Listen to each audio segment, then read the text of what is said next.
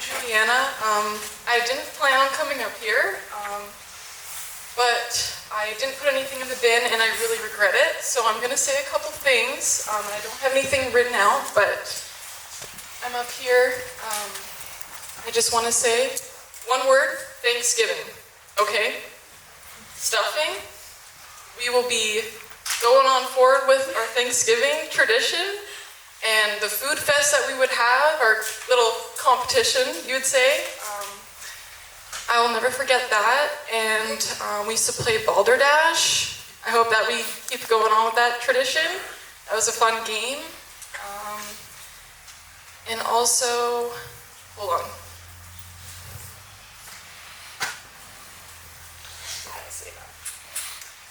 I also just want to say thank you, Uncle James, because when I was in automotive, I was a little bit lost, but he was willing to help me out after school, and he was just a really caring guy who always put others first. Unless you touch the meatloaf.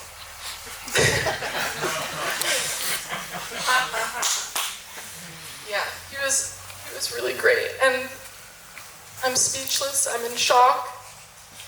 But we love and miss him, and we have a big crowd here, and I'm so thankful that everyone could be out here for us today. And I'm here for everybody in this room.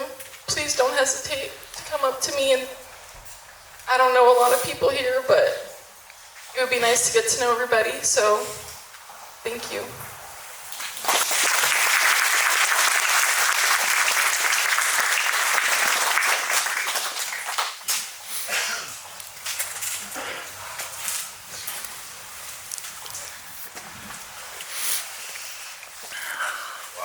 Just shows what it meant to do all this with the amount of people that are here. I want to thank everybody for coming. Speak up, Cam. Speak up, Uncle Cam.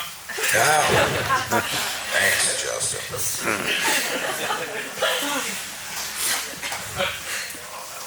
Like I said, it's amazing how many people showed up and how many lives he touched.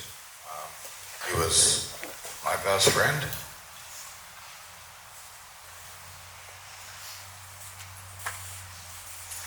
And all we can do is remember the good times and just, do it as good as James would want. And $20.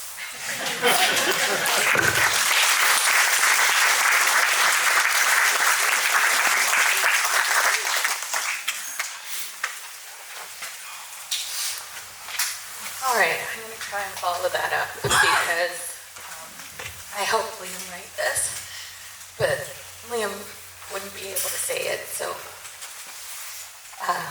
James Lindsay, what did you call him?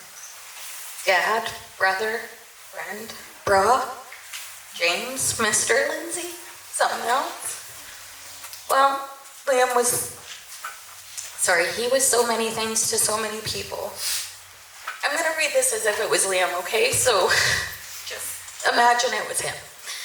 I was lucky enough to be his nephew, and he was Uncle James to me and my cousins. From as far as back as I can remember, my uncle was the heart of every gathering. He didn't need a spotlight, he was the spotlight. Not because he demanded attention, but because of the energy he drew people in. He had that rare combination of sharp wit and deep kindness, and a way of making everyone feel like they truly belonged. He was the uncle who showed up, not just for holidays or birthdays, but for the small things. A quick visit just to check in, a call on a random Tuesday, or to roof my mom's house. The kind of support that didn't make a big deal of itself, but was always steady and sincere. He had a way of turning even an ordinary day into something you'd remember for years, with just a comment, a laugh, or a twinkle in his eye. What made him special wasn't just his humor or his generosity, but how real he was. He didn't put on airs. What you saw was what you got. Someone genuine, grounded, and big-hearted. He loved fiercely, but not always quietly, with actions more than words. You could see it in how he looked after his family, how he listened without judgment, how he laughed with his whole chest when the moment was right. He also had stories, so many stories.